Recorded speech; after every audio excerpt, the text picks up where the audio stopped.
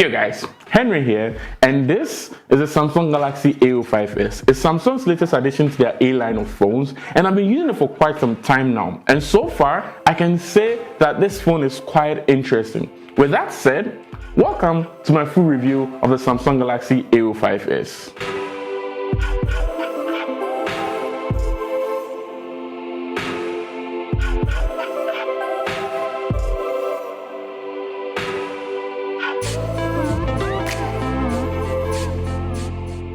As far as design goes, this is a huge step up from last year's A04S. It has a matte finish at the back, and then the finish on this phone makes it look and feel premium. I can go as far as to say it feels like the phone's back is made of glass. So technically I can say it's a glass sandwich. When you turn to the side, the fingerprint is still mounted to the power button, which I always say is conveniently placed, and I wish more companies would allow us to just use that to scroll through pages because it makes sense. On the front, it has a 6.7-inch 90Hz display. Yes, you heard me right. This phone, which is supposed to be a budget device, comes with a 90 Hz. The strange thing here is the fact that you can't really turn it off. It's constantly at 90 Hz, and there's no setting in the display settings, or there's no toggle on the phone to be able to turn it to 60, and it's quite interesting. I'd wish more companies do this, like constant 90 Hz, and I really appreciate the fact that now high refresh rate is becoming a standard on like phones of different price points. So now let's move to the cameras, because I feel 70% of people who are buying phones mostly hover their decisions around how good or how many cameras the phone has. So to do that, let's go outside. Okay, so we are outside and we're going to talk about the cameras like I said. So this phone has 4 cameras. That's 3 on the back and then 1 on the front. The main sensor on the back is a 50 megapixel camera, and then the front one is 30 megapixel. What this means is this phone takes better pictures than you would expect, considering how much it costs. But then don't take it from me. You can take it from my colleague that I've been testing this phone with from the office. Oh, hi, Stevie here. Now, I have had a very extensive experience with the cameras on this phone, from videos to pictures, and I would say, I'll be the first to admit that the cameras are way better than I thought upon seeing the phone and hearing the price point. Now, this phone comes equipped with 60 frames per second and FHD, that's full HD video taking capabilities, and the pictures are actually quite okay in good lighting. That brings me to the performance of this phone.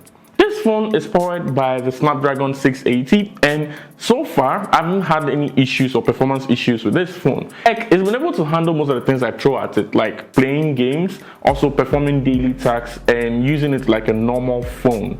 I haven't had any experiences or bad experiences with it. Maybe that's because I haven't set a really high expectation. But with that said, the expectations I did have coming to this phone were shattered. I was able to play games like COD Mobile, FC Mobile, and then Alpha 9 on this phone, and it was great. Also, the fact that it comes with a 90 Hz display makes it feel and look really smooth. So you can keep that in mind. With that said, the battery life on this phone is actually really good. It's something you can actually brag about. I've been using this phone like a normal phone, not like my main phone, but like I use it a lot for games, social media, watching YouTube videos and things like that. And this phone easily lasts me 2 days, like 2 days. I find myself going to work with 100% battery on this, coming home with 45% or 50% on some days, and then I can take it to work the next day and I get home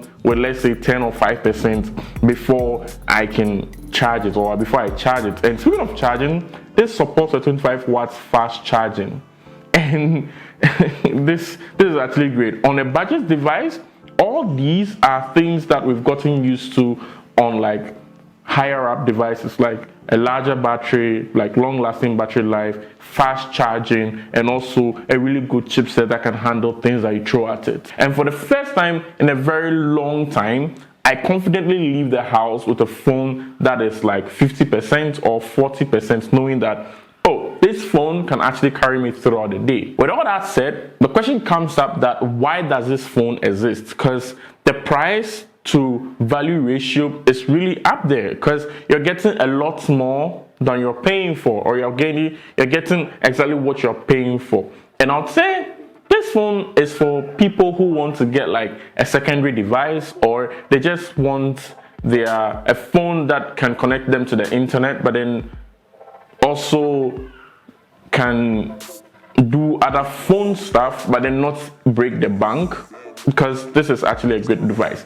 With that said, I wouldn't expect you to be considering getting this phone as a powerhouse where you're going to do like a lot of stuff and put a lot of pressure on this phone. It will fill you, and then you'll be pissed that, oh, I spent X amount of money on a phone and then the phone is not performing.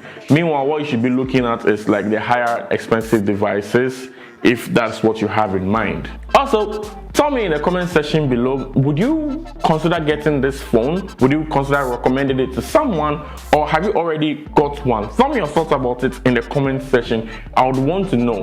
With that said, see you guys in the next video. Bye. Goddamn.